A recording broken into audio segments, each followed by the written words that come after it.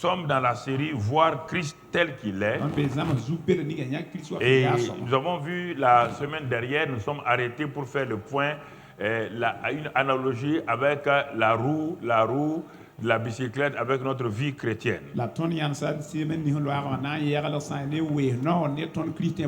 nous avons vu qu'à chaque élément de la roue, il y a une analogie avec chaque élément de notre être. Et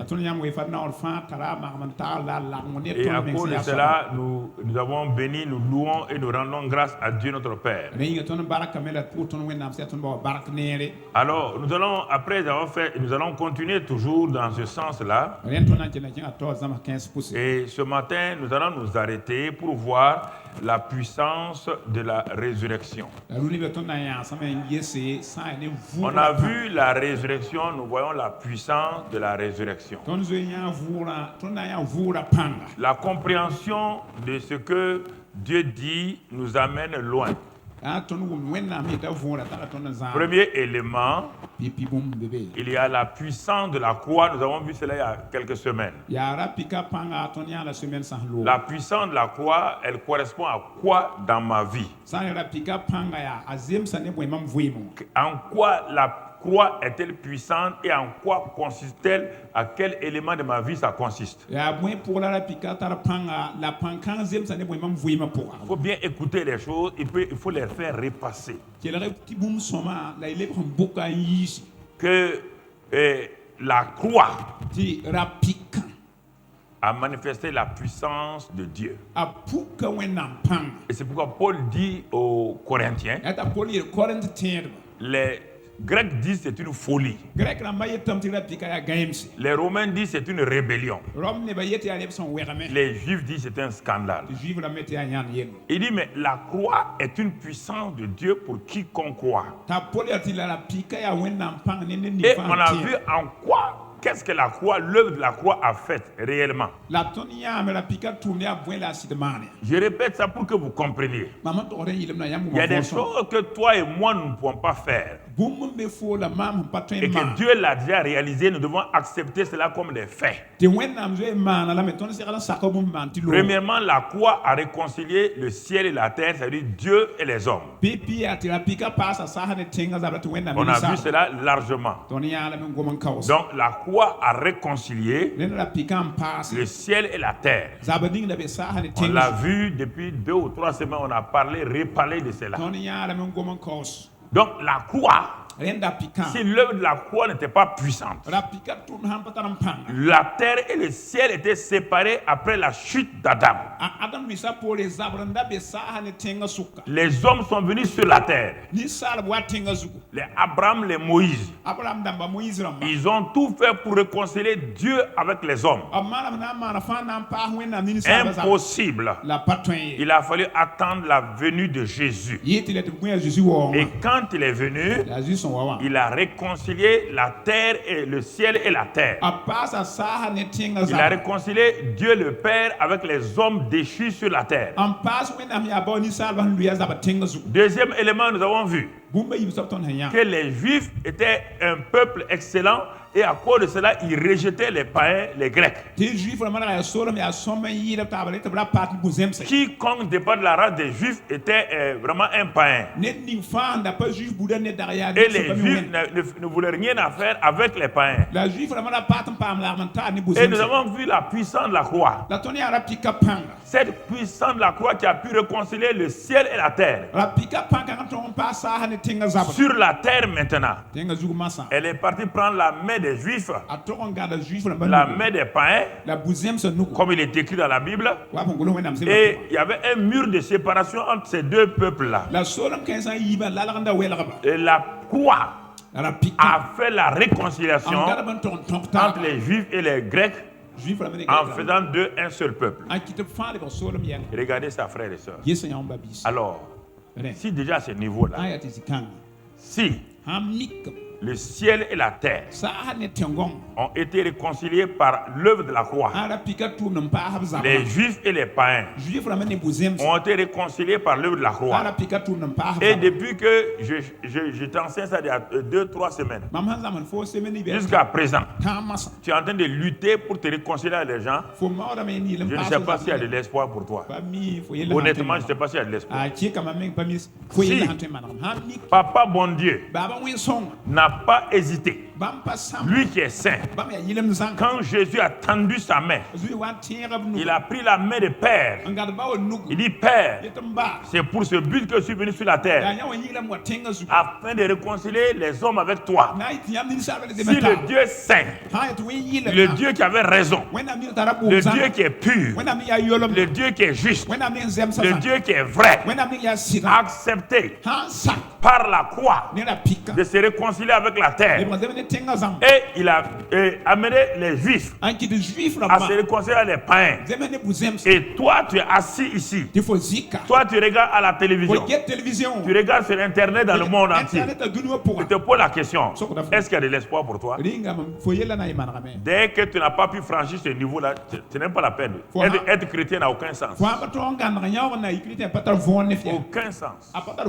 Tu perds ton temps. Tu perds tout. C'est le premier pas. C'est à partir de la réconciliation qu'on avance maintenant.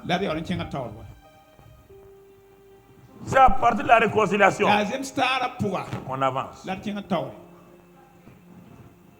Et c'est à ce niveau-là que toi tu luttes. C'est à ce niveau que toi tu luttes. Comment me réconcilier avec les gens? Comment me réconcilier avec quelqu'un qui m'a trahi? Comment me réconcilier? Tu es devenu chrétien et le Saint-Esprit habite en toi. L'esprit de réconciliation est en toi. Il ne te demande pas de faire un effort. Il te dit, abandonne-toi à moi. Laisse-moi. Dis seulement, Père, je n'ai pas la capacité humaine.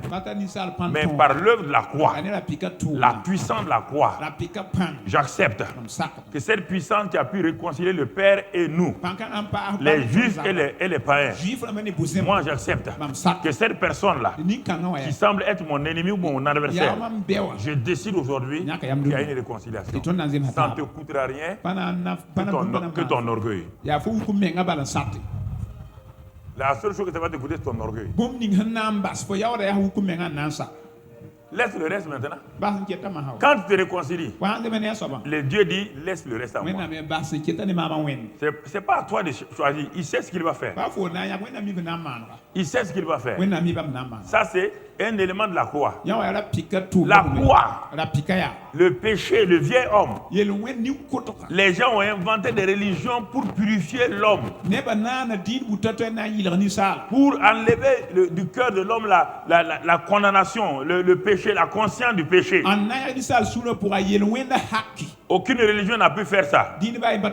À la croix encore, Jésus par sa mort, le vieil homme, la vieille nature que nous avons hérité d'Adam, cette nature insoumise à Dieu, cette nature rebelle à Dieu, cette nature pécheresse, cette nature qui ne peut même pas se changer. Là encore, par l'œuvre de la croix, Dieu a détruit le vieil homme. Le vieil homme a été crucifié. Il est mort. Cette nature satanique-là que nous avons hérité par Adam à la chute, Dieu l'a crucifié. Et il te dit, mon frère, ma soeur, celui qui est mort est libre du péché. Et malgré ça, tu continues. C'est qu'encore il n'y a pas d'espoir pour toi si tu ne fais pas attention. Il a détruit maintenant à la croix. Il dit le Fils de Dieu a apparu afin de détruire les œuvres du diable. Tout ça là, ça vient souverainement de Dieu. Il n'a pas demandé ton avis, c'est lui qui l'a fait. Et il te dit maintenant, voilà les bénéfices de la croix. Le voilà. Tu ne refuses pas quand tu es actionnaire dans une société, quand la société a produit des résultats, quand on distribue lait, les résultats, là tu n'hésites pas. Là tu t'en vas à la banque, tu présentes simplement tes trucs de eux et la banque te paye. En disant oui, tu n'as rien fait à la société. Simplement tu étais actionnaire. Là tu acceptes d'aller à la banque et tu pars. Là tu as confiance aux gens. Dieu te dit que moi, voilà ce que j'ai fait. Voici les résultats. Et là tu hésites. Là tu doutes. Tu veux que toi et Dieu vous marchez ensemble. Frères et sœurs, il y a quelque chose qui n'est pas encore réalisé dans nos cœurs.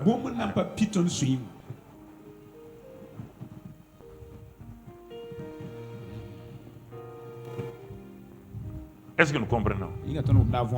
Toujours la croix. Il est dit qu'il a détruit la malédiction. Toute forme de malédiction. Depuis Adam jusqu'à aujourd'hui. Les malédictions générationnelles dont les gens se vendent partout, ils veulent faire des livres et ils font tout ça depuis Adam. Il a tout détruit. Il est devenu malédiction. Il est devenu péché. Frères et sœurs.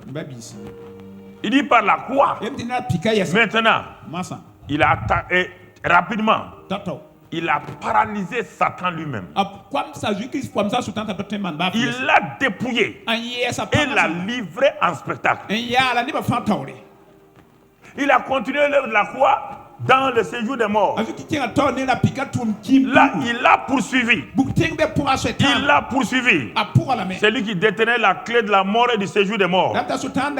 Il est parti arracher cela dans le combat là-bas. Et il a pris la clé de la mort et du séjour des morts. Je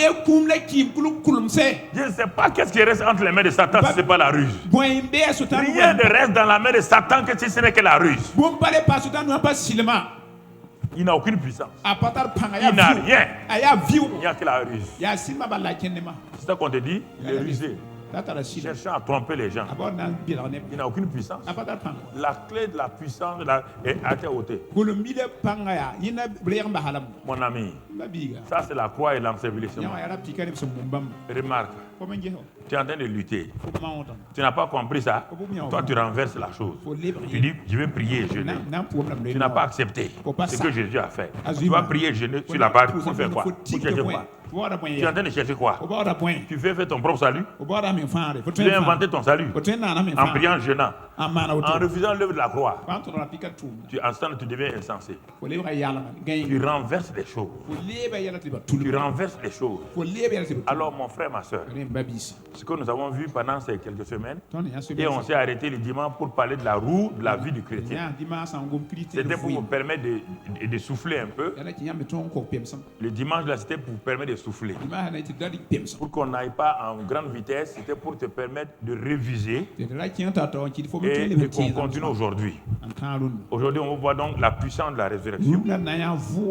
Et qu'est-ce que puisque la croix a sa puissance, l'ensevelissement a sa puissance, elle a retiré donc la clé. Qu'est-ce que la résurrection me donne? Chaque chose que Jésus a faite a une puissance.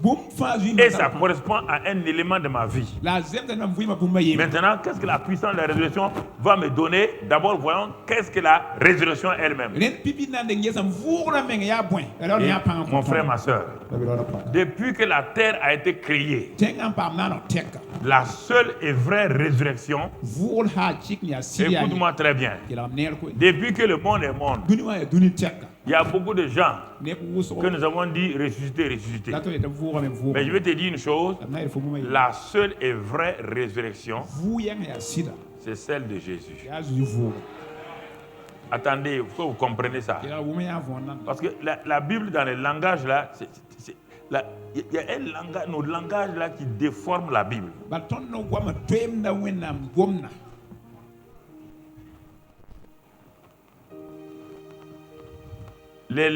La résurrection de Lazare. Résurrection de la fille de Jairus. La résurrection du fils de la veuve de Naïn. On utilise le mot résurrection. Mais si tu remarques, quand Jésus allait partir pour ressusciter Lazare, comme nous on le dit, Jésus a dit qu'il va aller faire quoi? réveiller Lazare. Il n'a pas dit qu'il va aller ressusciter Lazare. Je vais aller le réveiller. Quand il est arrivé à la maison, la fille de Jairus, il dit que la fille fait quoi? Elle dort. Donc, la résurrection des hommes n'est que revenir à la vie physique. Puisque Lazare est mort, oui ou non? La fille de Jairus est morte, oui ou non? Mais il faut qu'on voit la différence entre la résurrection de Jésus et la résurrection des hommes sur la terre. Les hommes, quand ils reviennent à la vie, là, ils reviennent à la vie physique, pas... C'est fini. Ils disent qu'ils vont remourir. La seule et vraie résurrection, c'est celle de Jésus. Les autres résurrections n'ont donné aucun avantage à quelqu'un. La résurrection de Lazare n'a pas donné ni à sa soeur ni personne. Personne n'en a bénéficié, sauf que le fait qu'il soit physiquement revenu, tout le monde est content. On ne peut rien retirer puisqu'il est mort. Donc ça c'est revenir à la vie. Et dit l'enfant est revenu à la vie. Il faut bien voir les termes. L'enfant est revenu à la vie. Si vous remarquez, quand j'ai relu, depuis l'Ancien Testament, on dit revenu à la vie. Les résurrections que les Élie et les Élisons, revenu à la vie. Dorcas, revenu à la vie. Tous ces gens-là, revenus à la vie. Pas de résurrection. Le mot résurrection est lié à une seule personne qui s'appelle Jésus. Et c'est lui le seul vrai ressuscité. Alors, c'est pourquoi mon frère, ma soeur, regardons simplement, si tu ne crois pas, Colossiens 1, verset 18. Colossiens 1, verset 18. On parle de Jésus. On dit Jésus est la tête du corps de l'Église. Donc l'Église est le corps de Jésus, Jésus est la tête. Il est le commencement, le premier-né d'entre les morts. Est-ce que tu comprends ce mot-là? Le premier-né. C'est cette partie qui nous intéresse, moi. Le premier-né d'entre les morts.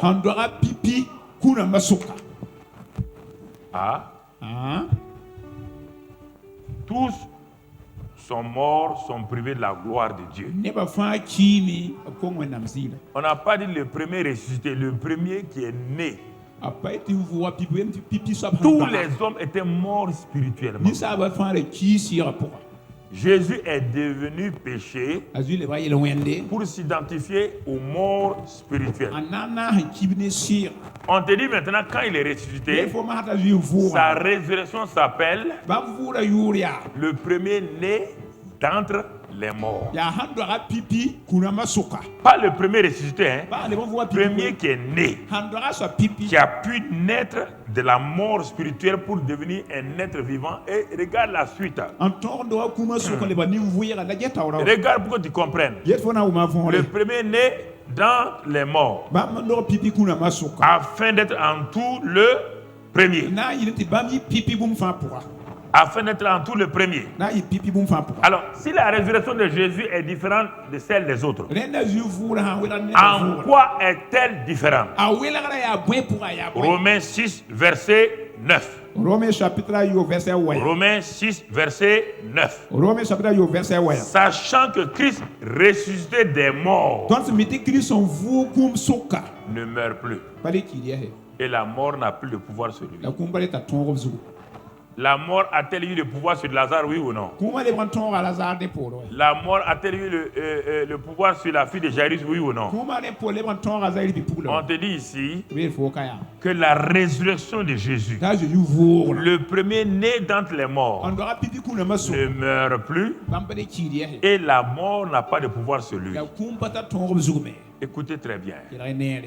Écoutez très bien. D'abord, quand on parle de mort spirituelle, c'est-à-dire que la nature satanique n'a plus de pouvoir sur lui. Et Jésus-Christ, la mort physique aussi n'a pas de pouvoir sur lui. Regardons maintenant pourquoi tout cela. Frères et sœurs, comprenons ces choses-là. Le Jésus que nous disons, il nous a sauvés là, nous ne comprenons pas ce qu'il est, ce qu'il a fait exactement. Et c'est pourquoi il y a tellement de choses, des choses vraiment déséquilibrées dans nos vies.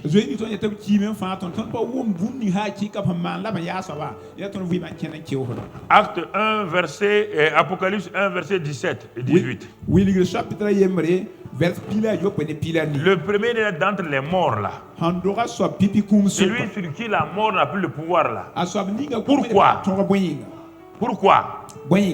Apocalypse 1, verset 17-18. La mort n'a plus le pouvoir sur lui. Parce qu'il dit à Jean, ne crains point, je suis le premier et le dernier. Le premier et le dernier et le vivant. Jésus dit, je suis le premier et le dernier et le vivant. J'étais mort. Et voici, je suis vivant au siècle des siècles. Écoute, ce n'est pas fini. Écoute-moi très bien. Il dit, je tiens les clés de la mort et de séjour des morts. Alors, tu croyais, peut-être tu n'as pas compris, maintenant tu vas comprendre. On te dit que la mort n'a plus le pouvoir sur lui. Il ne peut plus mourir. Parce que pourquoi? Qui tient les clés de la mort et des morts? Qui tient ça? Celui qui tient les clés de la mort, il peut mourir. Il peut mourir. C'est pourquoi, comme il tient cette clé-là, si toi tu es lié à lui, est-ce qu'il va t'envoyer là-bas? Mais si tu n'es pas lié à lui, l'autre a un pouvoir sur toi, non? Oui ou non? C'est ça. Donc quand on parle de Jésus-Christ, il faut bien comprendre. Il ne savait pas dire, ah, je suis sauvé. Parce que la mort est quoi? Le mystère de la mort, c'est plus que ce que nous voyons. Ce n'est pas l'élément physique. Quand Dieu a dit à Adam, le jour que tu mangeras, tu mourras là, ça veut dire quoi? Ils n'ont pas compris toutes les dimensions de la mort. Premièrement, elle est spirituelle. Le premier effet, séparation avec Dieu. Dos à dos avec Dieu. Deuxièmement, ça va aboutir à la mort physique. Mais entre la mort spirituelle et la mort physique là, Adam, le jour qu'Adam a mangé, il est mort. Mais entre ça et le jour de sa mort à 963 années, tout dans la vie d'Adam était mort. La mort a étendu sa main sur ses enfants, sur ses biens, sur tout son corps. La mort est un phénomène extraordinaire et mystérieux et mauvais. Et tu comprends? Les hommes ne voient que la mort physique. Non, non, non, non. Elle est d'abord spirituelle. Adam, il a péché ici au lieu elle. Donc, il est mort spirituellement ici. Il n'a plus donc de réalité avec Dieu, de lien spirituel avec Dieu. Il ne comprend plus Dieu. Il a peur de Dieu. Et tout ce qui est spirituel là est venu sur lui. Toutes les choses négatives spirituelles sont venues sur lui. Mais il n'est pas mort physiquement ce jour-là. Le gars, il est venu mourir ici à 963 ans. Il est mort physiquement ici. Mais entre la mort spirituelle et la mort physique, le gars a vécu 963 ans de mort dans tous les domaines de sa vie. Tout ce qu'il entreprenait est mort. Tout était mort dans sa vie. C'est ça qui est terrible. C'est cette mort que Satan a envoyée sur le monde. Les gens entreprennent. C'est pourquoi on ne peut pas... Le monde ne peut pas échapper à la mort. Tout ce qu'on prend, c'est la mort. La voiture crée la mort. L'avion t'amène loin, ça crée la mort. Tout, la nourriture qu'on fait, ça crée la mort. Les médicaments qu'on fait tuent les gens. Tout le mystère de la mort s'est installé sur l'humanité. Il y a un seul qui est au-dessus de la mort, qui contrôle la mort. Il s'appelle Jésus-Christ de Nazareth. Il s'appelle Jésus-Christ de Nazareth. Et c'est pourquoi je te dis maintenant, si tu veux vivre comme moi, attache-toi à moi. Lis-toi à moi. Lis-toi à moi. Mais si tu ne veux pas ça, tous les efforts que tu fais là sont des efforts vains.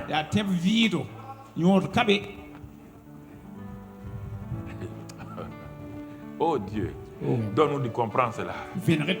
Ouvre notre intelligence ce matin. Ouvre notre intelligence. Ouvre notre intelligence. Et tu comprends?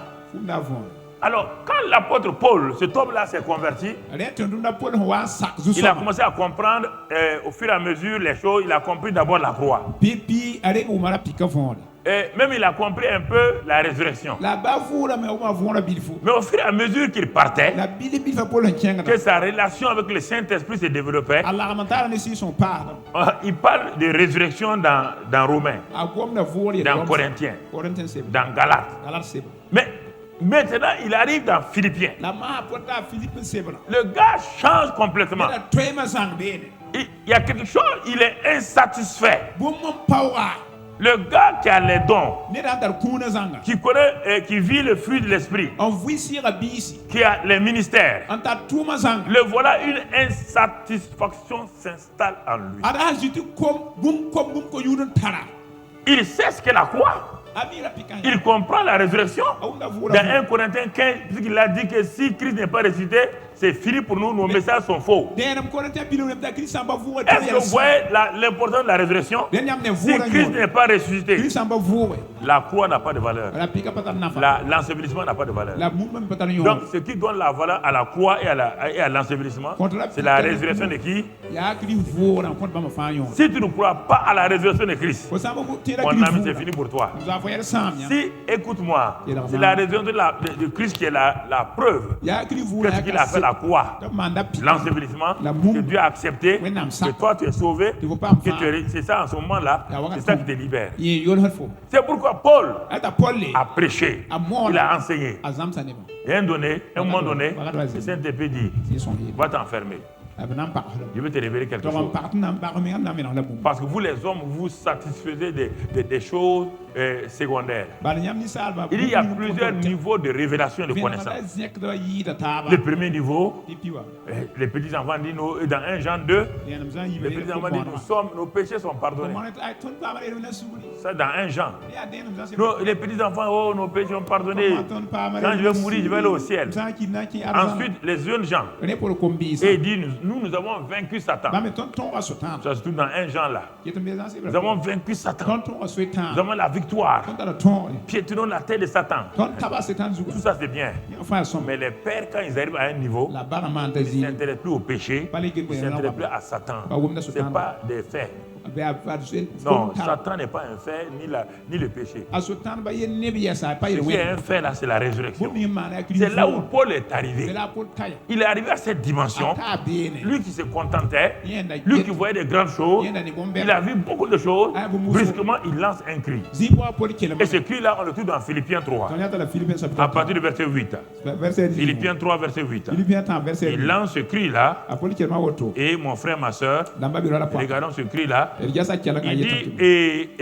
dit, et même, je regarde toutes choses. Ah, Paul, qu'est-ce que tu veux nous dire? Tu regardes quoi? Il dit, et même verset 7, mais ces choses qui étaient pour moi des gains, je les ai regardées comme une perte à cause de Christ. À cause de Christ. À cause de qu'est-ce que tu veux me dire, Paul? Mais tu peux me dire que mais ces choses-là qui étaient pour moi des gains, toutes ces connaissances que j'avais là jusqu'à maintenant, c'était des gains, c'était des bénéfices. Mais maintenant il dit, je les ai regardés comme une perte à cause de Christ. Première révélation. Ça, c'est le premier niveau. La révélation de Christ m'a fait savoir que le fait que je sois pharisien, de la tribu de Benjamin, docteur de la loi, c'est devenu une perte. Deuxième niveau, il dit, et même je regarde, vous voyez encore toute chose comme une perte. Maintenant, qu'est-ce qu'il dit? À cause de l'excellence de la connaissance de Jésus-Christ, mon Seigneur. Verset 7. À cause de Christ, toutes les choses que j'étais là, docteur, ceci ou cela, c'est pas un problème. Il dit maintenant, il ajoute, il dit plus à cause de Christ, à cause de l'excellence, de la connaissance de Jésus-Christ. Donc le gars est en train d'évoluer. Est-ce que tu évolues dans ta vie chrétienne? Ou bien tu es toujours au même niveau? À cause de, oui, tu sais, moi j'ai tout quitté. On entend dans le milieu chrétien, j'ai tout quitté. Tu es au premier niveau? À ce premier niveau-là, il y a des gains aussi. Est-ce que Pierre a dit un jour à Jésus, nous avons tout quitté à cause de toi? Jésus a dit à Pierre, si c'est ça, tu crois te vanter? Il dit, mais si quelqu'un me quitte, quitte sa famille, quitte ses maisons, à cause de moi, c'est bien, bien, bien. Je vais lui donner 100 fois plus. Ah, donc tu n'as pas perdu. Sur cette terre-là, c'est la vie éternelle. Il donne deux choses. Sur cette terre-là, alors mon ami, tu aimes dire, j'ai tout quitté pour Jésus. Ah, moi j'ai abandonné mon travail, je suis devenu pasteur, moi j'ai abandonné mon travail, j'ai fait ceci ou cela. Ça c'est le premier niveau. Il y a des gains là-dedans, mais mon frère, si tu restes là-bas, tu seras sauvé. Mais il n'y a pas grand-chose pour toi au ciel. Deuxième niveau, Paul dit, malgré toutes ces choses-là, lesquelles maintenant, le gars est sauvé. À cause de Christ, les choses qu'il avait avant là, c'est rien. Il est devenu, à cause de Christ, il est devenu sauvé. Même dans le salut encore, il y a des choses dans le salut qui sont des choses, des pertes. Vous ne comprenez pas ça. Dans le salut là, ce que vous cherchez là, Paul a eu ça aussi. Mais il va l'appeler perte. Je reprends pour que vous compreniez. Le gars était pharisien. Il était de la tribu de Benjamin. Par rapport à la loi, il était un excellent homme. Il a dit par rapport à la loi, personne ne peut me condamner. Et il était, mon frère, un homme qui travaillait bien, qui avait tout.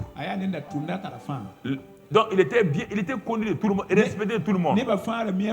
Mais le jour qu'il a connu Christ, il a dit premier niveau, ça c'est perte. Il est devenu chrétien maintenant. Le gars a commencé à travailler. Il va ici, il va là, il fait des œuvres, il fait des grandes œuvres. Un jour il s'arrête encore à ce niveau-là. Il dit parce qu'il a commencé à connaître Christ.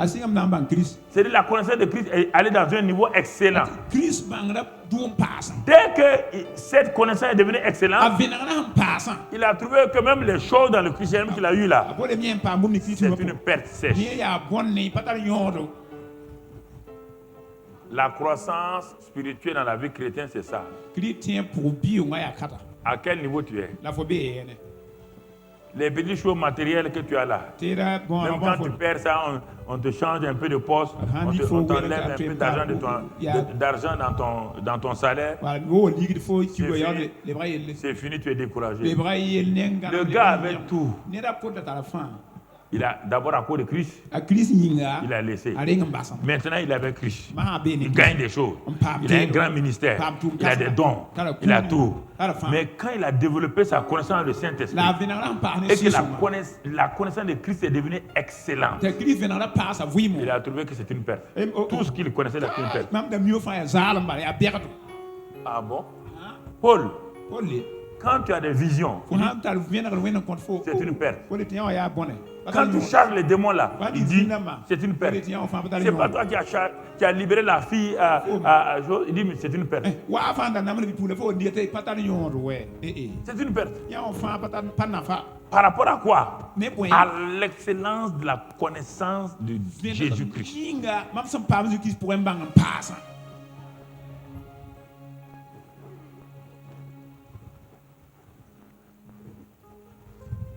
Tu vois déjà. Alors qu'au premier niveau là, beaucoup de chrétiens sont là-bas, mais continuent à manger le monde. Si tu restes au premier niveau, le premier niveau c'est quoi? Viens là, jeune homme. Le premier niveau c'est ici. J'étais dans le monde, j'avais tout. Position, l'argent, renommée, tout. Et je me vantais de ça. Voici un jour, Christ m'est révélé. Il dit, moi qui croyais que j'étais quelqu'un, et je vois que je suis un pécheur, et je me livre à Christ. Je suis sauvé. Tout de suite, la première révélation, c'est que ces grandes choses que j'avais là, je me sépare de ça. Et je vais ici, à ce niveau-là. Mais les choses anciennes ne sont pas loin de moi. Elles sont toujours à mon service. Mais au lieu de les dominer, de temps en temps, je les regarde. Je les convoite. Je convoite le monde. Je convoite les choses de ces choses-là. Je convoite ça là. En ce moment-là, quelque chose ne va pas. Je ne suis plus là-bas. Je ne suis plus, je suis dans le monde, je ne suis plus du monde. C'était ça comme ça.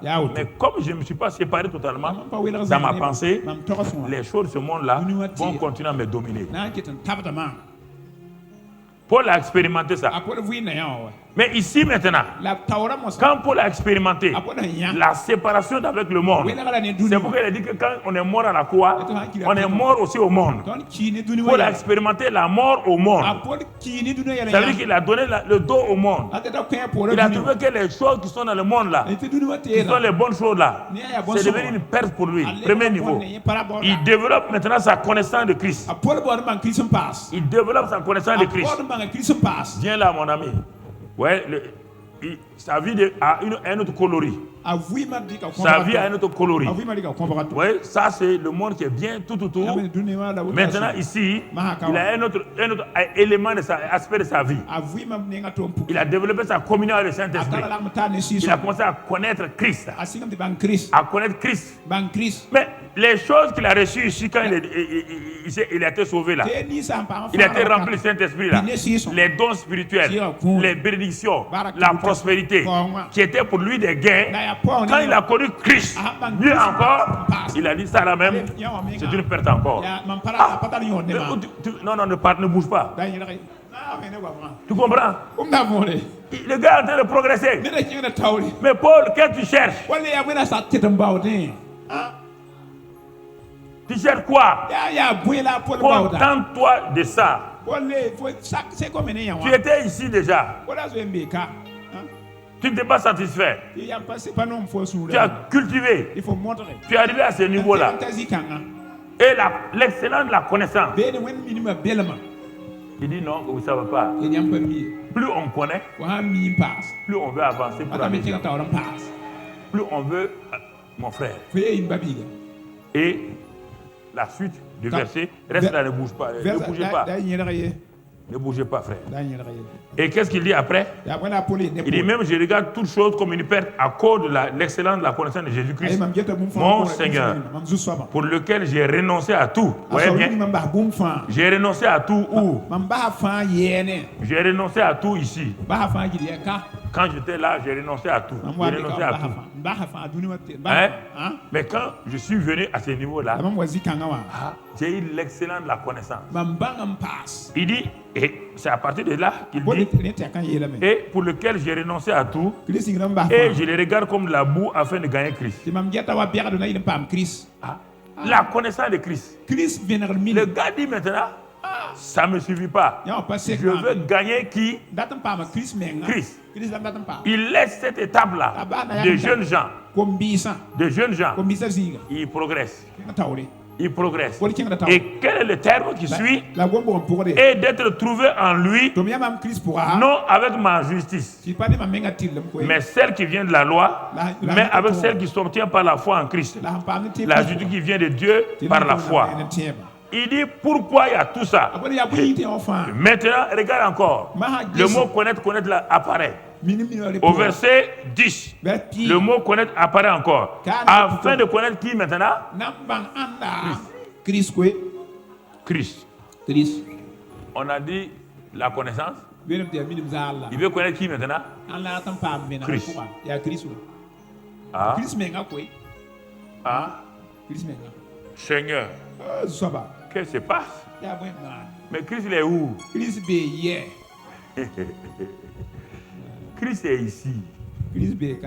Dès que je l'ai reçu, il est en moi. Bébé spirituel. Et tu comprends?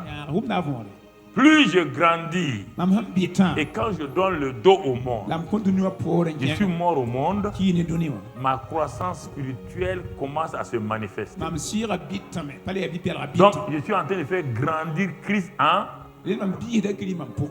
Je passe de l'étape d'enfant, de bébé spirituel. Je suis arrivé ici à l'étape de jeunes gens. J'ai la connaissance. Les jeunes gens, c'est quoi? C'est la parole de Dieu. Ils ont la parole et Satan est vaincu. Et je me suis contenté de ça. Je fais les choses très bien. J'ai la parole, je mange la parole, je médite la parole. Je prie, j'ai des résultats. Je jeûne, j'ai des résultats. Mais à l'intérieur de moi, quelque chose me dit il y a une insatisfaction. Parce que tu n'as que l'excellence. Mais et la personne même. Tu comprends?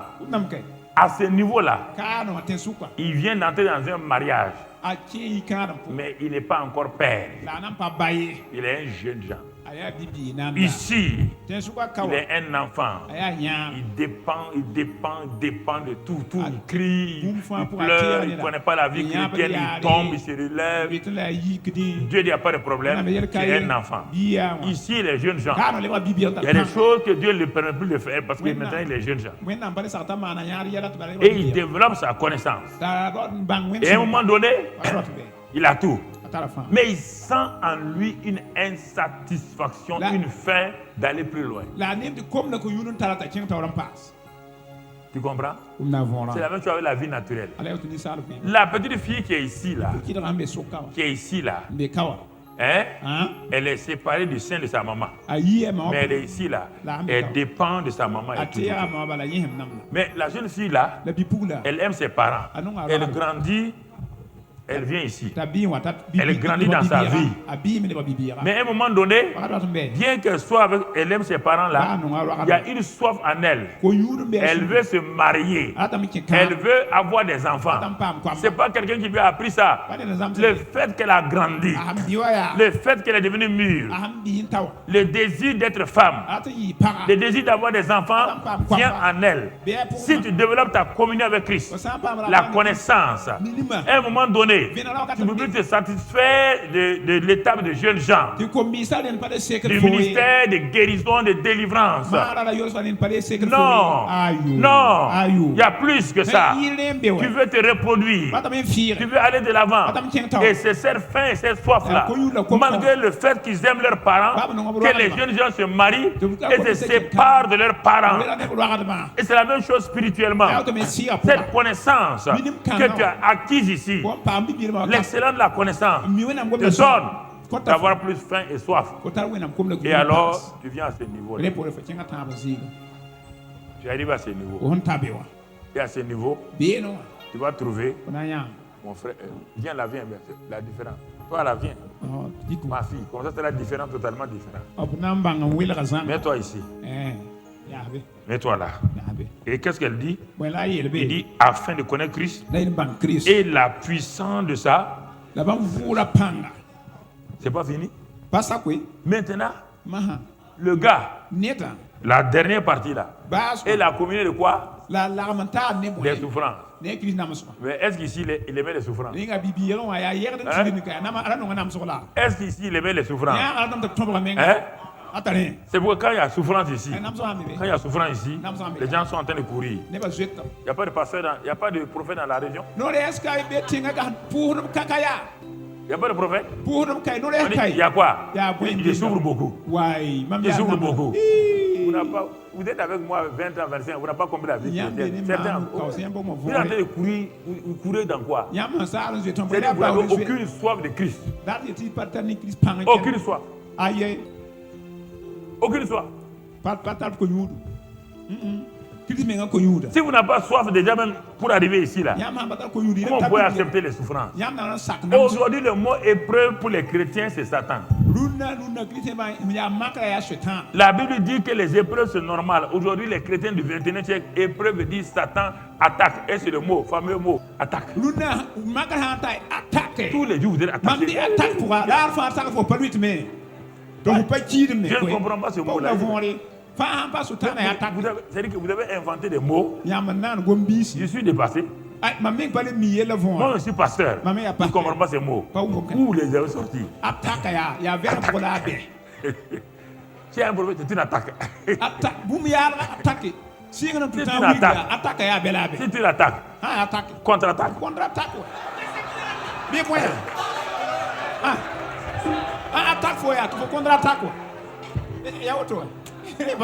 Mais en football, quand l'équipe attaque, l'autre équipe fait quoi? Contre-attaque. C'est fini. Mais quand vous attaquez, vous fuyez.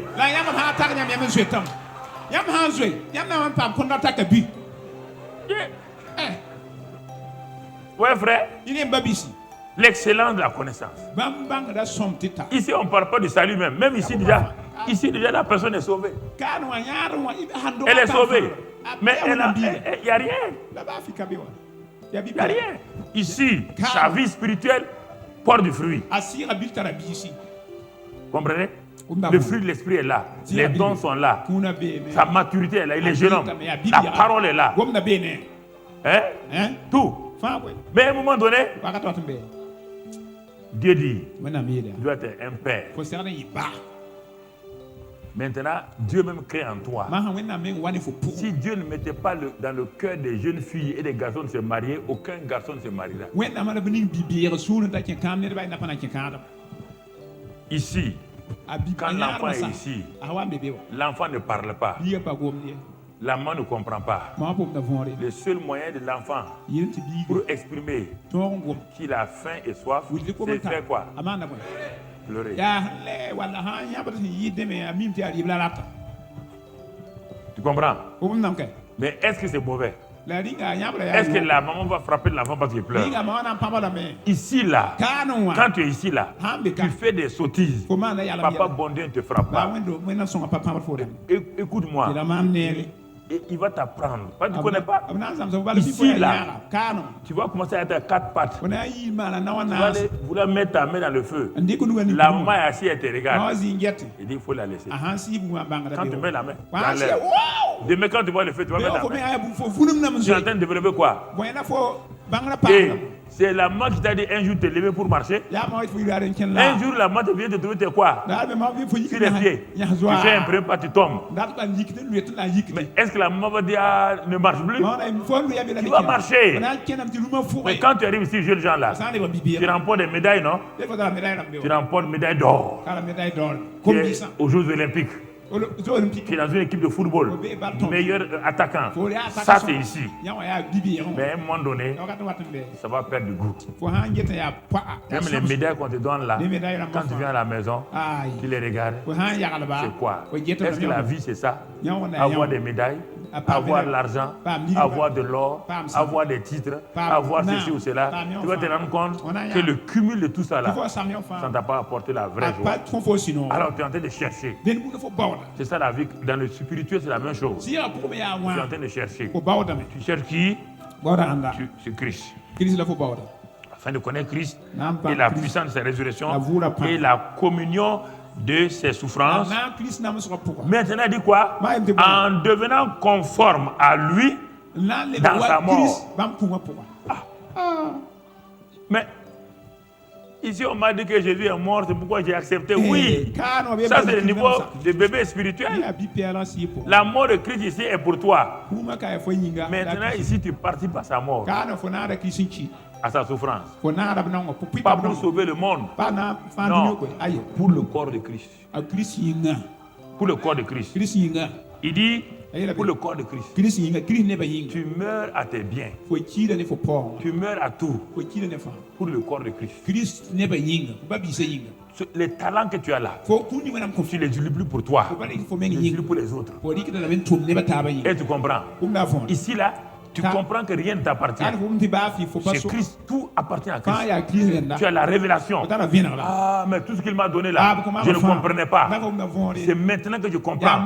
Et tu es conforme à Christ. Et il dit ensuite, c'est pas fini. Si je puis à la résurrection d'entre les morts, ce n'est pas que j'ai déjà remporté, regardez bien, ce n'est pas que j'ai déjà remporté le prix ou que j'ai déjà atteint la perfection, mais je cours pour tâcher de le saisir. Puisque moi aussi j'ai été saisi par Jésus-Christ. J'ai été saisi par Jésus-Christ où? Ici. Ici, j'ai été saisi. Je suis content, Jésus m'a sauvé. Je suis content, Jésus m'a sauvé. Je suis content, Jésus m'a béni. Je suis content, Jésus m'a béni. Ici maintenant, je dis, sois content et cherche-moi. Découvre-moi et meurs avec moi. Participe à mes souffrances pour le corps de Christ. Ah Seigneur, ça te fort, hein? Chante ton chant maintenant. Amen. Amina. Ça a commencé à rentrer. Que Dieu te bénisse. Allez-y. Ah, c'est clair.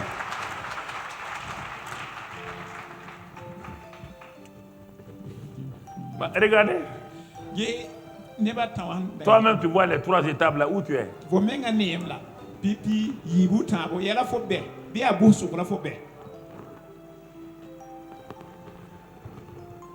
Mon frère, c'est pourquoi il a crié. Il a crié là-bas. Alors, si tu comprends ça, avant la résurrection de Jésus, le Seigneur Jésus était limité dans le temps et dans l'espace. J'ai quitté la première partie de mon message, je rentre dans la deuxième partie. Avant sa résurrection, il était limité dans le temps et dans l'espace. C'est-à-dire pour le voir, il fallait aller là où il se trouvait.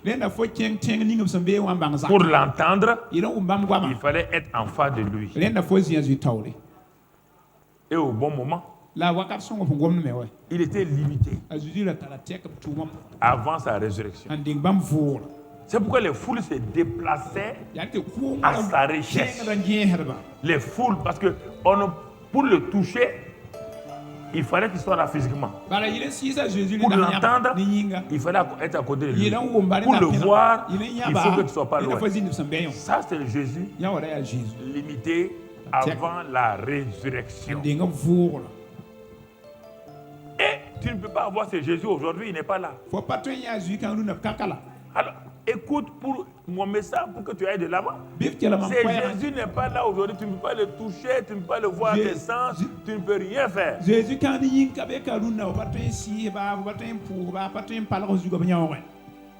Alors, qu'est-ce que tu dois comprendre? Toi et moi, nous devons comprendre, mon frère, que la résurrection là, t'amène à une autre dimension. Donc maintenant, Dieu va te demander un autre sens pour continuer de voir Jésus le Christ, le sens de la foi. Même sans le voir physiquement, même s'il n'est pas à Ouagadougou ici, tu peux le voir. Tu peux l'entendre. Tu peux le toucher. Le Jésus ressuscité devient universel. Les Jésus dans la chair. Un Galiléen là-bas en Israël. Aucun homme n'a droit à lui. Personne ne peut le toucher. Les Africains pour le toucher, il fallait qu'ils aillent où? Les Européens pour le toucher, il fallait qu'ils aillent où? Mais maintenant le Jésus ressuscité. Tu vois l'importance de Jésus ressuscité quand tu comprends. Maintenant Dieu sera accessible à tout le monde. accessible à tout le monde. Il n'a pas besoin de ta vue physique. Il n'a pas besoin de tes oreilles physiques. Non. Il a besoin, mon frère, du sens spirituel de la foi.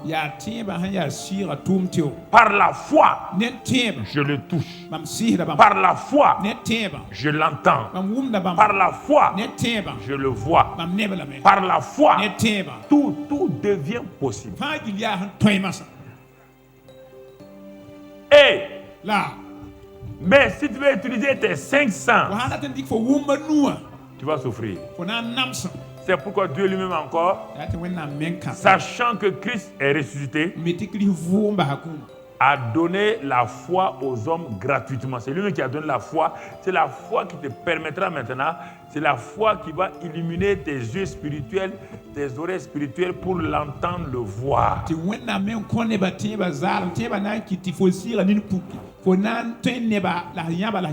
Et cela est en toi. Cette foi-là, Dieu te l'a donnée. Comme quelqu'un qui a des oreilles qui refusent d'entendre, mais il ne peut s'en prendre qu'à lui-même. Quelqu'un qui prend des bouchons et met dans ses oreilles, il ne peut pas entendre la musique. Il faut qu'il s'en prenne à lui-même. Parce qu'il a 2 oreilles naturelles qui sont en parfait état. Il faut le disposer à la bonne musique qui est en train de jouer. Tu as 2 yeux, tu vois. Mais si tu décides de donner dos à ce qu'on te montre là, tu ne verras pas la chose. Chrétien, Dieu t'a donné la foi. Il t'a tout donné. Mais si tu ne veux pas, tu ne veux pas obéir à Dieu, il ne veut pas te forcer, mais tu ne le verras pas aussi. Ah oui, c'est donnant. Tu ne l'entendras pas. Toi, tu ne veux pas te disposer à Dieu. Non, tu veux faire ce que tu veux. Fais-le. Mais tu ne le verras pas spirituellement. Tu n'entendras pas la voix intérieure du Saint-Esprit jusqu'à ce que tu débranches, tu enlèves tout cela. Tu comprends? Ça, c'est très important. C'est ta relation avec Jésus là. C'est ça qui fait de la vie chrétienne ce qu'elle est, ce qu'elle doit être. Ce qu'elle doit être. Tu comprends? C'est ta vie chrétienne. Le fait que tu sois lié à Jésus là, ce n'est pas parce que tu pries, ce n'est pas parce que tu jeûnes. La prière et le jeûne n'ont pas commencé avec le christianisme. Toutes les religions jeûnent. Toute la vie chrétienne, c'est Christ.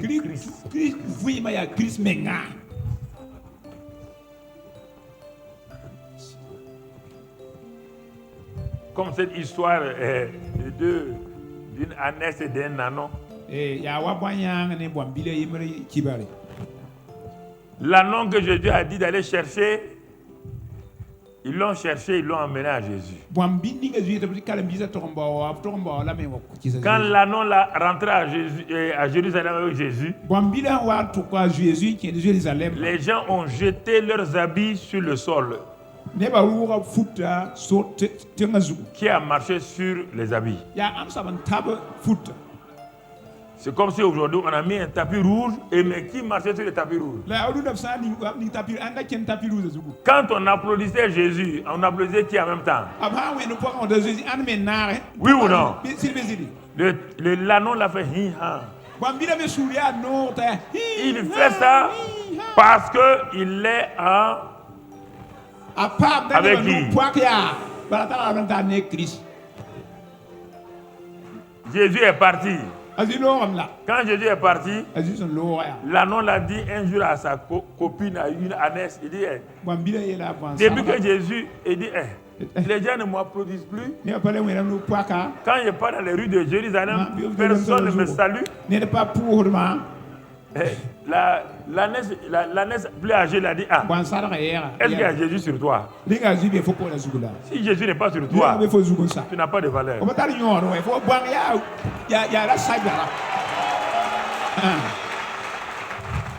Si Jésus n'est pas là, tout ce que tu fais là, sans valeur. Tu ne coûtes même pas poporo. Même on ne t'achète pas poporo. Personne ne t'achète. C'est Jésus qui te donne la valeur, qui me donne la valeur. Est-ce que vous comprenez ça? On veut un christianisme sans Jésus. Et c'est ça. Regardez partout. Les gens ont développé tellement de choses sans Jésus. C'est ça. C'est terrible. Sinon, si Jésus n'est pas là, il y a toutes sortes de déviations. La délivrance sans Jésus, ça devient simplement ce qu'on dit l'exorcisme. Ça devient exorcisme. Quand il n'y a pas Jésus, il y a toute forme de déformation. C'est pourquoi actuellement vous avez vu beaucoup d'artistes, des gens, ils font des choses sur le christianisme. Ils attaquent les pasteurs en les humiliant sur le christianisme. Oui. Pourquoi? Parce qu'on ne parle que de ça. Viens, tu vas être riche. Viens, tu seras béni. Paul, lui, il fuyait. Il fuit. Il veut connaître Christ. Nous, on dit Paul. Toi, tu es bête. Nous, on va aller prendre.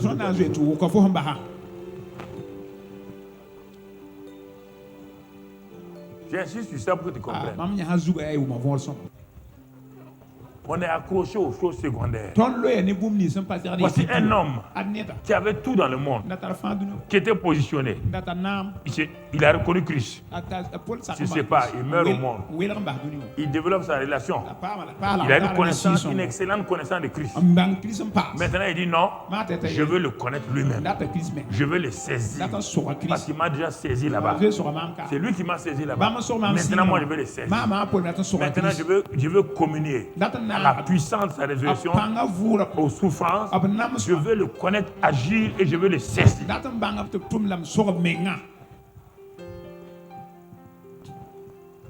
C'est pourquoi Paul dit, je me contente de tout. Quand j'ai à manger, je suis content. Quand je n'ai pas à manger, je ne suis pas mécontent.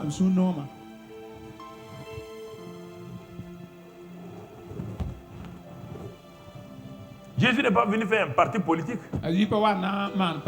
pour adhérer et puis avoir des places. Non. Non, mon frère, ma soeur. Jésus est le premier né d'entre les morts. Avant la résurrection de Jésus, la plus grande puissance qui régnait sur la terre, comme je l'ai dit, c'est la mort. La mort était partout. C'est Jésus qui est venu mettre fin à sa puissance. Il dit dans Hébreux 2, on parle de lire 14, il dit qu'il est venu par sa mort à la croix. Il est venu mettre fin à la puissance de Satan qui avait la puissance de la mort. Regardons, quand on parle de la puissance de la résurrection, c'est quoi? Ce n'est pas une puissance au hasard. Regardons Jean 11. Jean 11. Regardons l'évangile de Jean, chapitre 11, mon frère, et au verset, mais on a déjà donné ça là-bas, au verset 21. Regardons ce que la Bible dit. Elle dit, verset 21. Marthe dit à Jésus, Seigneur, si tu eusses été ici, mon frère ne serait pas mort. Donc, Marthe croit à une puissance de Jésus, mais une puissance limitée. C'est la pensée que nous tous nous avons. Si tu avais été ici, mon frère ne serait pas mort. C'est-à-dire que la mort, là, c'est-à-dire Marthe nous dit ici que la mort est invincible. Et effectivement, elle a raison. Dans l'étape où était Jésus là, personne n'a pu vaincre la mort. Personne. Donc c'est pourquoi il dit, tant que la mort n'a pas pointé son nez, il n'y a pas de problème.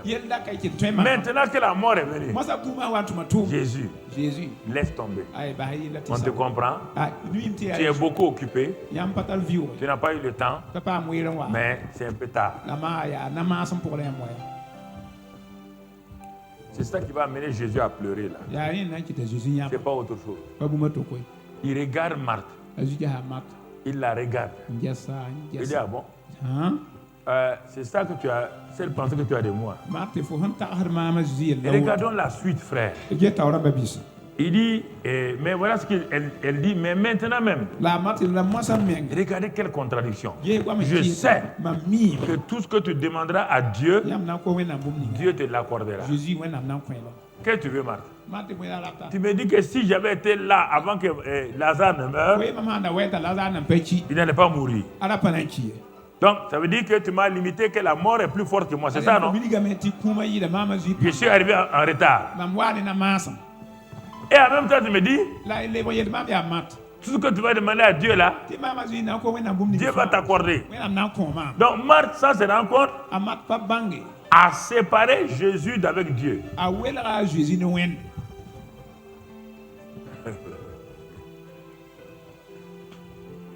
Et réfléchissez. Est-ce que ce n'est pas comme ça dans votre pensée?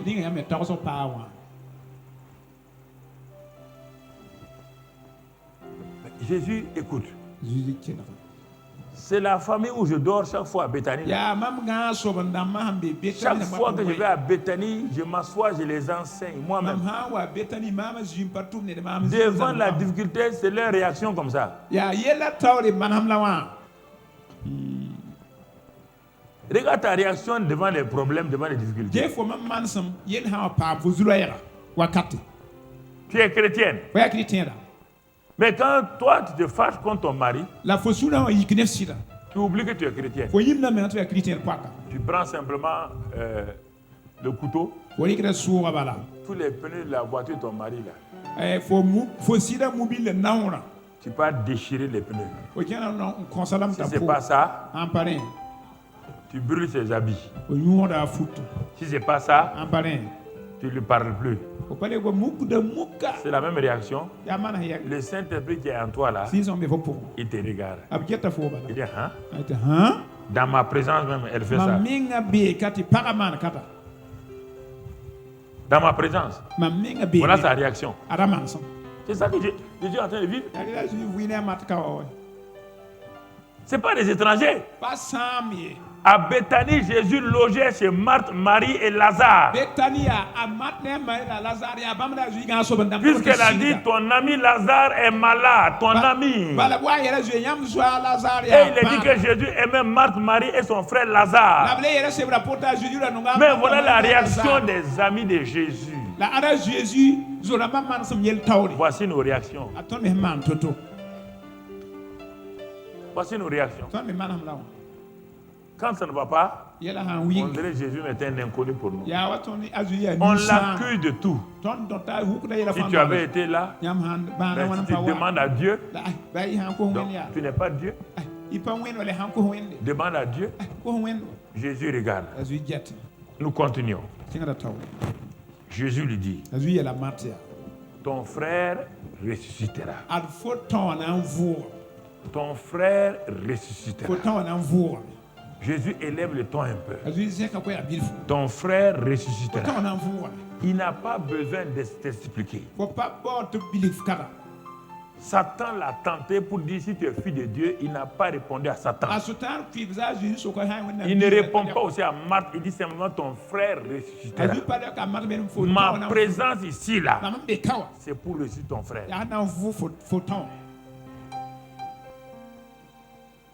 Ma présence ici la marque. Je ne suis pas venu présenter des condoléances. Tu ne m'as jamais vu assister à un enterrement.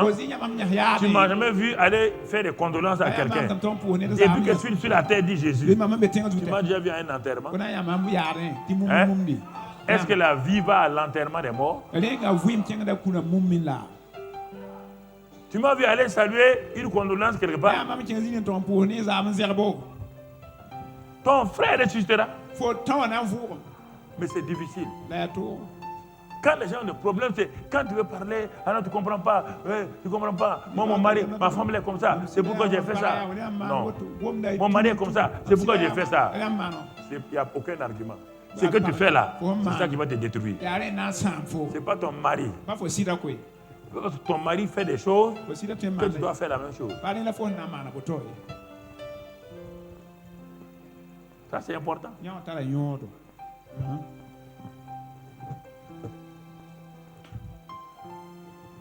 C'est ça. Regardons la suite. Je sais, lui répondit Marthe, qu'il ressuscitera à la résurrection au dernier jour. C'est terrible. C'est pourquoi Jésus va pleurer. Des meilleurs disciples répondent comme ça et les totos alors.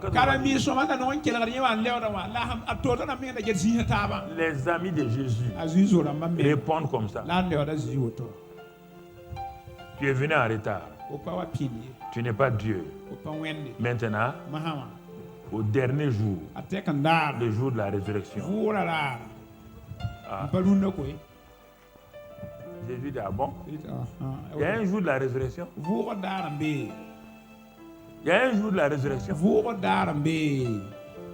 Regarde la réponse de Jésus. Il y a un jour de la résurrection.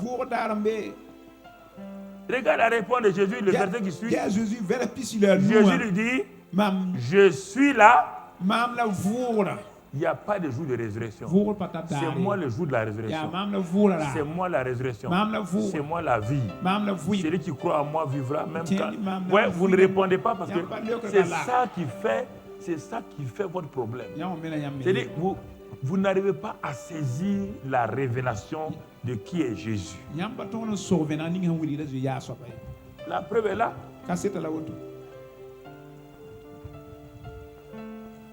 La preuve est là. La famille qui a le plus grand privilège de recevoir Jésus dans leur domicile régulièrement, regarde leur réponse. Jésus, le plus grand enseignant, s'assoit et parle à une famille. Dans le temps difficile, il veut leur montrer que c'est lui la solution. Je suis la résurrection. Il n'y a pas de jour de résurrection. Il n'y a pas un dernier jour. C'est moi-même. Alors tu comprends maintenant? C'est pourquoi il a accepté d'aller à la croix. Si tu comprends ici, là, tu vas comprendre pourquoi il n'a pas refusé d'aller à la croix. Étant donné qu'il a la résurrection, quoi qu'on fasse, quand on va l'enterrer, il va faire quoi? La résurrection ressuscite, oui ou non?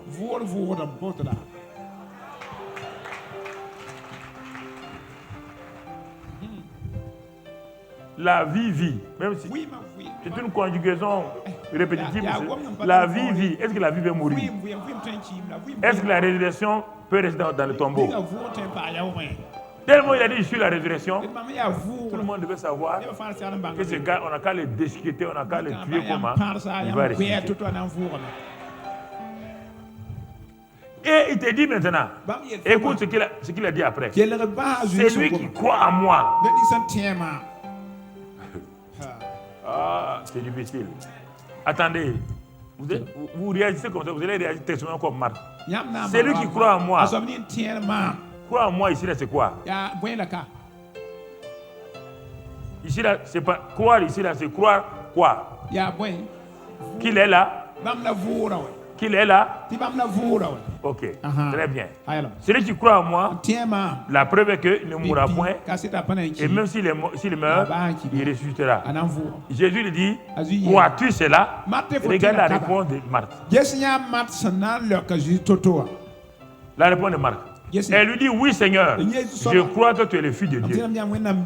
Jésus a posé cette question-là. Elle a botté à côté de la place. C'est ça. La vie chrétienne, c'est ça. On te dit quelque chose, tu dis le contraire.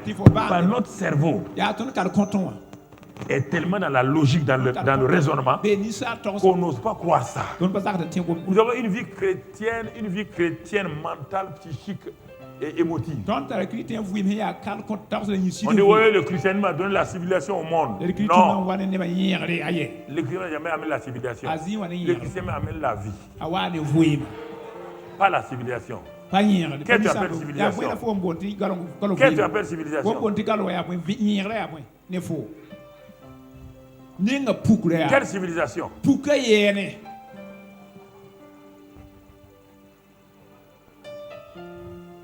Je crois que tu es le Fils de Dieu. Mais regarde. 5 questions, 5 fausses réponses. Après ça, elle fuit et s'en va. Elle appelle sa sœur Marie. Marie qui est l'adoratrice par excellence. Et comprenez-moi encore. Écoutez-moi. Si vous ne croyez pas ça, vous continuez à vouloir vivre. La vie chrétienne, c'est des activités. Les activités viennent après. La relation avec Dieu est la principale. On croyait que Marie était quelqu'un qui avait compris. Quand Jésus lui avait pourtant dit, Marie, tu as choisi la bonne part, qui ne te sera point ôtée. Croyons qu'elle a compris. Elle arrive sur la scène. Marthe part dire à Marie, le maître est ici. Le maître est ici. Marie vient. Même chose. Si tu avais été ici, Jésus remet la tête. Il dit, ah bon? Même mon meilleur élève l'a dit ça. Comment on va faire maintenant? Bon, à la fin, Jésus coupe court. Il dit quoi? Où l'avez-vous mis? On dit, viens voir. Viens voir, ça veut dire quoi? Ça veut dire intérieurement dans le cœur. Tu n'as pas dit que tu peux? Viens et va voir. Quand tu vas voir ça là, tu vas comprendre ce qu'on te dit. Parfois nous parlons comme ça à Dieu. On n'ose pas le dire. On le dit sous mot. Oui ou non?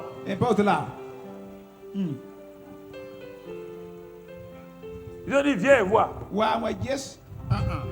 Est-ce qu'ils ont dit viens les susciter? Est-ce qu'ils croient à ça? On dit ah bon. Viens et voir. Comme tu verras, quand tu vas arriver là, voilà, tu sauras qu'il n'y a rien à faire. Et nous sommes dans cette mentalité. La puissance de la résurrection n'arrive pas à se mouvoir. Pas la puissance de la résurrection, c'est celle qui va déclencher la puissance du Saint-Esprit. La puissance de la résurrection s'appelle en même temps l'esprit de résurrection. C'est le Saint-Esprit qui agit. Si on ne peut pas séparer la puissance de la résurrection, on dit dans un autre passage que Jésus est ressuscité par la puissance de la résurrection, l'esprit de la résurrection. Ils arrivent au tombeau et les gens critiquent Jésus derrière. Lui qui a ouvert les yeux des aveugles, il dit que Lazare là se voit, c'est son ami. On vous a dit, si Lazare était son vrai ami, pourquoi il n'a pas empêché de mourir? Donc, tout le monde est contre lui maintenant. Ses amis sont contre lui, les pharisiens sont contre lui. Jésus pour la première fois pleure. Il ne pleure pas parce que Lazare est mort. Le gars, dans 5 minutes, il sera sur ses 2 pieds. Il va pleurer. Il est dépassé. En Nazareth, là, il était choqué. Étonné de l'incrédulité. Chez Lazare. là, ça dépasse. Ses meilleurs étudiants lui répondent à côté. Il dit rouler la pierre. On t'a dit de venir et voir. Que veux-tu faire? On te prévient. Le gars est dans le tombeau il y a 4 jours, il est pourri et il sent. C'est terrible. Hein? Ils ont mis l'atmosphère d'incrédulité autour de Jésus. Vous dites que vous partez prier. Vous partez prier en mettant une atmosphère d'incrédulité autour de vous.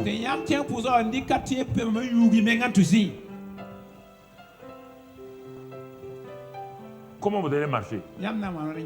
Comment vous allez avoir la victoire? Tu n'as pas vu Jésus quand il arrive chaque fois pour ressusciter un mort ou quoi, il chasse d'abord les incrédules.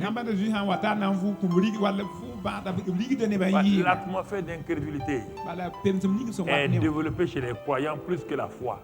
Tu vois les chrétiens comme ça là, hein? Quand ils essayent de danser dans l'église, ils croient à ça. De renverser les murs de Jéricho dans l'église, ils croient à ça. Mais quand ils arrivent chez eux, il y a les murs seulement de Calgondin. Là, ils ont peur maintenant. Ils renversent les murs de Jéricho dans l'église et ils ont peur des murs de Calgondin au dehors.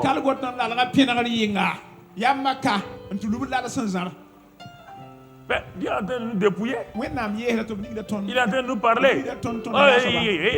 Moi je crois pas ça. Moi je crois. Moi je crois. Voici les croyants. Voilà des croyants. Ils sentent déjà. Jésus dit rouler la pierre. Mais pourquoi il va rouler la pierre? Est-ce que Jésus là, est-ce que le corps de Lazare là, c'est parfum?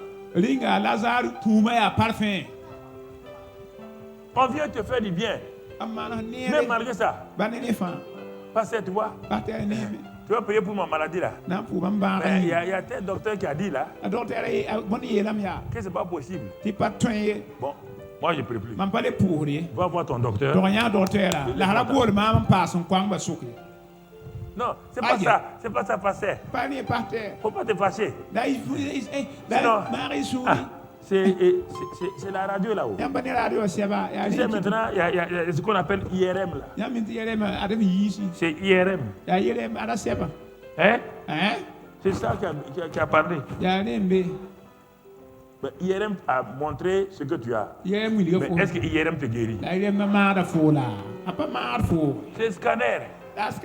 Le scanner ne fait que révéler ce que tu as. Le scanner ne guérit pas.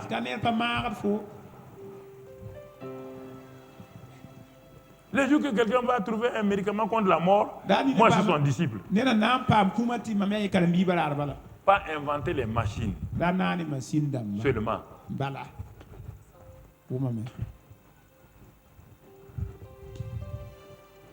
Pas inventer les machines seulement.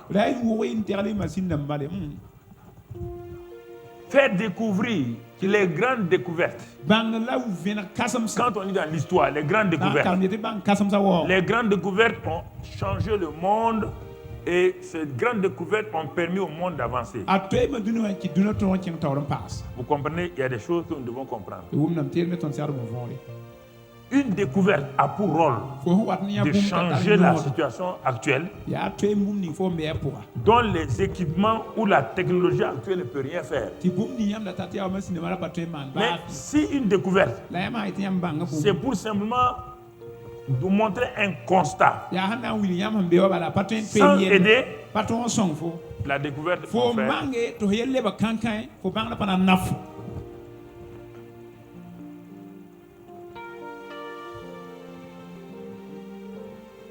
Non, je vais vous parler.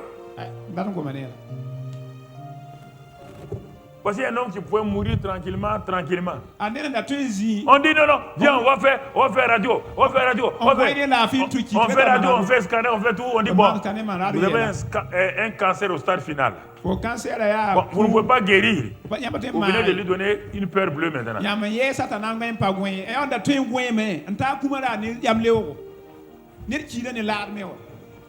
Vous lui donnez une peur bleue maintenant. Après, vous levez la main. Bon, il faut aller à la maison. On ne peut rien pour vous. Vous avez troublé cet homme-là toute sa vie. Il est couché maintenant. Laissez. Et tu as pris ces 500 000. Tu dois le rembourser 500 000. 500 000 pour annoncer à quelqu'un qui va mourir. Et toi tu manges ça là. C'est haram.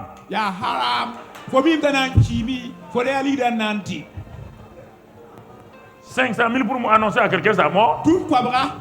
C'est haram. Je vous demande pas d'être d'accord. C'est ce que Dieu me dit de dire. C'est pas une personne que je vous dis ça clairement. Regardez, vous voyez là. Il fait tout pour les persuader, ils ne veulent pas. Il dit, roulez la pierre. On ne roule pas. Le gars sent mauvais. Ton propre frère, on vient pour le ressusciter. On dit, ton frère ressuscitera. Il est devant le tombeau. C'est lui qui est la résurrection. C'est lui qui est la vie.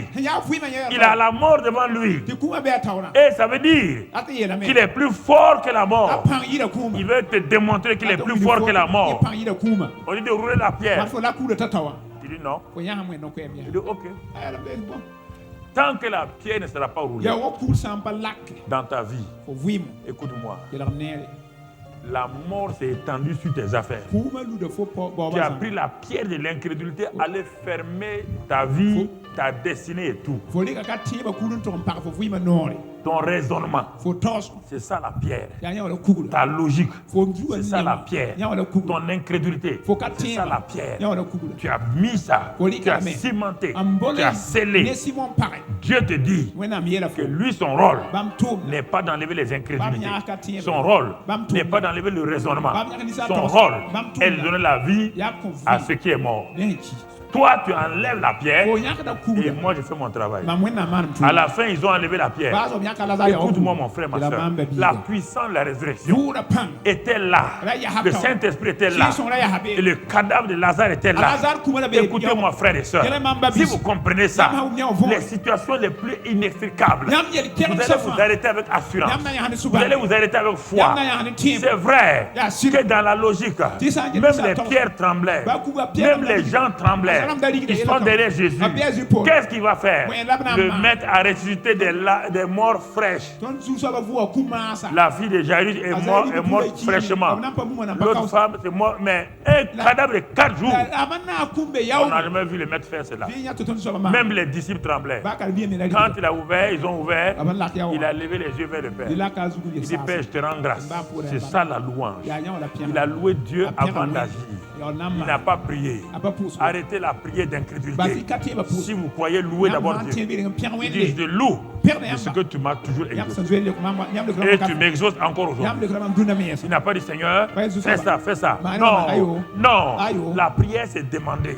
La louange exalte, célèbre Dieu avant que la chose ne se passe. C'est ça, c'est la prière. Quand je vais prendre cette série-là, après vous allez voir. La louange. La louange ne demande pas. La louange exerce. Je te rends grâce de ce que tu m'exauces toujours. Tu m'exauces. Et quand il a dit ça, il crie, Lazare sort. Je te pose la question. C'est qui a parlé? C'est lui qui a la vie à parler. Quand la vie parle à la mort, qui va vaincre? La vie. Quand la résurrection parle à un cadavre, qui va vaincre? La résurrection. Et dit le mort sorti. Est-ce que tu as compris ça? On n'a pas dit Lazare sorti, on dit le mort obéit à la vie, oui ou non? La vie a ordonné, Lazare sort. Et le mort, tu as compris? On n'a pas dit Lazare sorti. Le mort sorti. Par la vie a parlé, le mort, la mort se soumet. Alors, sur chaque aspect de ta vie, ce matin-là, tout aspect de ta vie qui est morte, je proclame la vie aujourd'hui. Je proclame que l'année 2017 là, il n'y a rien qui va être dans le tombeau. Aucun tombeau ne restera fermé dans ta vie. J'ai dit aucun tombeau ne restera fermé dans ta vie. Je proclame la puissance de la résurrection sur chaque aspect de ta vie, sur chaque détail de ta vie, sur chaque problème de ta vie. Je proclame que toute pourriture spirituelle, toute pourriture familiale qui empoisonne ta famille est purifiée par le sang de Christ maintenant. Je proclame que ton Lazare qui semble être mort, que ton Lazare revient à la vie au nom de Christ Jésus. Je proclame ce matin que la puissance de la résurrection par le Saint-Esprit qui est en toi commence à se manifester maintenant au nom de Christ Jésus. Que la vie divine se manifeste au nom de Christ Jésus. Que l'esprit de vie se manifeste au nom de Christ Jésus. Que la grâce de Dieu se manifeste au nom de Christ Jésus. Que plus jamais tu restes comme cela. Que tout tombeau soit devant toi au nom de Christ Jésus. Que toute pierre tombale soit roulée au nom de Christ Jésus. Que la grâce de Dieu se manifeste dans ta vie. Et que tu sois vainqueur. Et que tu rentres dans ta victoire au nom de Christ Jésus. Que tu rentres dans ta prospérité au nom de Christ Jésus. Que tu rentres dans ton succès au nom de Christ Jésus. Que la puissance de la résurrection te soit révélée par le Saint-Esprit. Afin qu'à partir de maintenant, partout où tu vas, tu apportes la vie et la résurrection. Partout où tu vas, la vie et la résurrection te suivent. Parce que l'esprit de résurrection est en toi. L'esprit de vie est en toi. L'échec est terminé. La défaite est terminée. La honte est terminée. L'humiliation est terminée. La défaite est terminée. Tout est terminé. L'esprit de vie en toi te positionne, actionne. La stérilité est finie. La fécondité est là. La puissance est là. Ta position est là. Ton élévation est là. Ton accélération est là. Par la puissance de la résurrection en Christ habite en toi. Rends grâce à Dieu. Parle la langue. Parle la langue. Parle la langue. Parle la langue. Parle la langue. Parle la langue. Parle la langue. Parle la langue. Parle la langue. Parle la langue. Parle la langue. Parle la langue. Parle la langue. Parle la langue. Parle la langue. Active, active, active, active. Active, active, active, active. Active, active, active. Active, active. Active cela par le Saint-Esprit. Active cela par le Saint-Esprit. Active cela par le Saint-Esprit. Active cela par le Saint-Esprit. Active cela par le Saint-Esprit. Active cela par le Saint-Esprit. Active cela par le Saint-Esprit. Active cela par le Saint-Esprit. Merci Seigneur. Merci Seigneur. Sois béni et sois loué. Sois béni et sois loué. Au nom de Jésus. Qu'il vous soit fait selon votre foi au nom de Jésus. Qu'à partir de maintenant, que tu marches dans la puissance de la résurrection. Que tu n'aies plus peur de cela. Cela est devenu une réalité pour toi ce matin. Jusqu'à présent, tu avais peur, tu ne comprenais pas. Mais par la révélation, cela est transféré dans ta vie au nom de Christ Jésus. Et tu marches dans la victoire, assis dans les lieux célestes en Christ. Reçois cela et sois béni au nom de Jésus. Amen. Amen. Merci.